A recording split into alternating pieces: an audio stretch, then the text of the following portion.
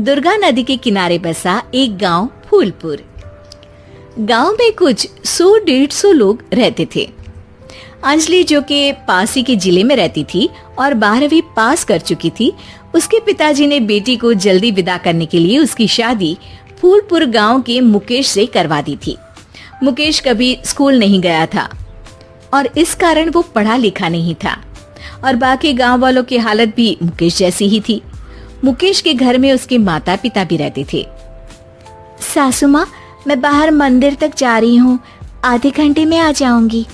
अरे अभी कहीं जाने की जरूरत नहीं है, चुपचाप जाके रसोई में रात के खाने की तैयारी करो। और ये घूंघट क्यों हटा लिया है तुमने? क्या पता नहीं कि इस गांव में औरतें बिना घूंघट के नहीं रहती। रात में अंजलि छत पर जाकर अपनी मम्मी से बात कर रही होती है। तभी गांव की 3-4 औरतें उसे देख लेती है और दरवाजे पर आकर उसकी सास से शिकायत करने लगती है। और क्या हुआ? अरे छत पे तो देखो, आपकी बहू मटक मटक के किसी से फोन पर बात कर रही है। दिन भर फोन पे लगी रहती है। अरे कल तो मंदिर के पास वो क्या कहते हैं, सेल्फी ले रही थी। शहर की बहू रखना अच्छा शान की बात है, पर देखना इसके लक्षण से ये तो तुम्हारे परिवार को बदनाम ना कर दे। ये पहली बार नहीं था जब सास से गांव के लोगों ने अंजलि की बुराई या शिकायत नहीं की हो। अब तो ये रोज की बात थी। अंजलि ये सब सुन लेती है। जब वो नीचे जाती है तो मुकेश भी वहां आ जाता है। सास कहती है, बेटा, लोग घर आकर शिकायत करने लगे हैं बहू के कामों की। देख लो, पति हो, संयम से रखो इसे। माँ जी, मैं तो अपनी माँ से बात कर रही थी क्योंकि यहाँ कोई बात करने लायक ही नहीं है और अब मैं माँ के पास ही रहूंगी। वहाँ क्या रहना, वहाँ बाहर के लोग तो ठीक है पर घर के लोग भी इज्जत ना दे सके। अरे नहीं नहीं अंजलि, ऐसा नहीं है, धीरे धीरे सब ठीक हो जाएगा, तुम फिक्र ना करो। अरे बस कुछ बोलना ही नहीं है, सर पे चढ़ा रखा है बहू को। सास मुकेश की नरम बात सुन के वहाँ से मुंह चढ़ाकर चली जाती है। मैं तो कहती हूँ हम दोनों शहर चले जाते हैं। मैं पढ़ी लिखी हूँ, मुझे वहाँ नौकरी भी मिल जाएगी और थोड़े दिनों में आप भी वहाँ कुछ काम ढूंढ लेना। अरे नहीं नहीं अंजलि, हम यहाँ ना गांव का खेत, माँ पिताजी को छोड़कर शहर नहीं जा सकते। माँ पिताजी को कैसा लगेगा और गांव वाले क्या सोचेंगे?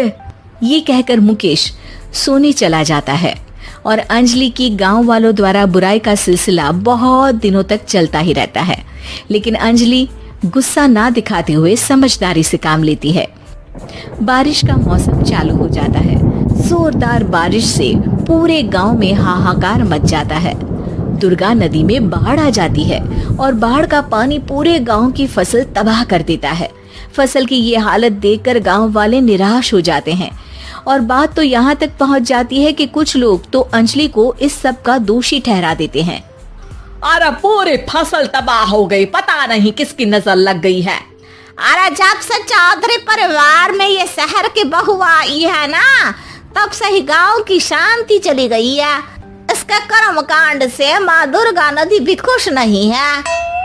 ये सब सुनकर बेचारी अंजलि रोते हुए अपने घर चली जाती है। कुछ दिन बाद सभी गांव वाले अपनी फसल का मुआवजा लेकर अपने अपने घर आते हैं। मुकेश भी 1500 लेकर आता है। अंजलि को जब पासबुक दिखाता है तो अंजलि हैरान हो जाती है। अरे, ये पासबुक में तो उन्होंने 4000 की एंट्री करी है और आपको सिर्फ 1500 दिए।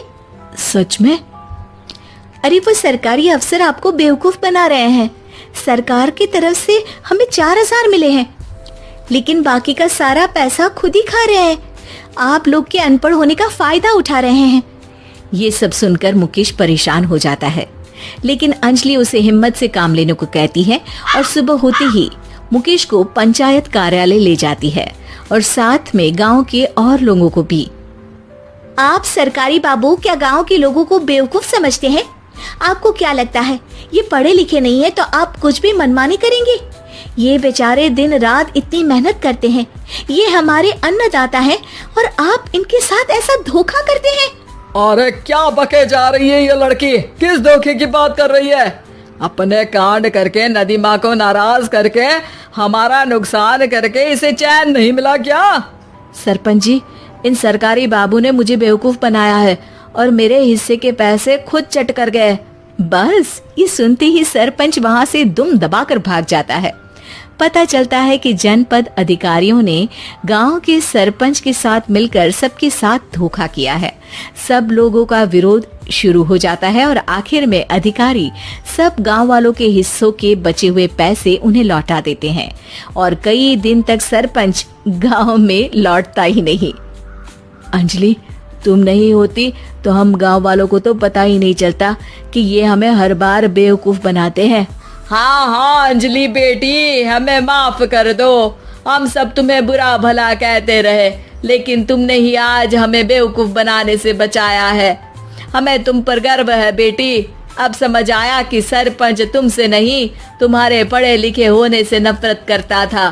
क्यों ना इस बार हम अंजलि को ही सरपंच पद के लिए चुन ले? क्या कहते हो गांव वालों? पढ़ी लिखी सरपंच।